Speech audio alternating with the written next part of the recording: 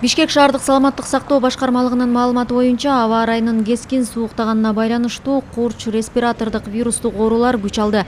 Мамлекеттик санитардык эпидемиологиялык көзөмөл борборунун маалыматына ылайык, акыркы бир жумада курч респиратордук вирустук оорунун 1466 учуру катталган.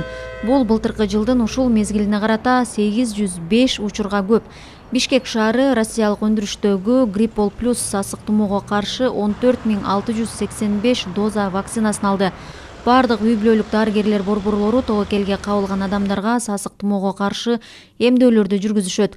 Балдар үйлөрүнүн тарбиялануучулары, тез-тез ооруп жүргөн балдар, карылар жана майыптар үйлөрүнүн тургундары, тез жардам бөлүмдөрүндө, төрөт үйлөрүндө, реанимация бөлүмдөрүндө иштегендер, үй бүлөлүк дарыгерлер жана 65 жаштан ашкан адамдар эмдөөлөрдү алышат.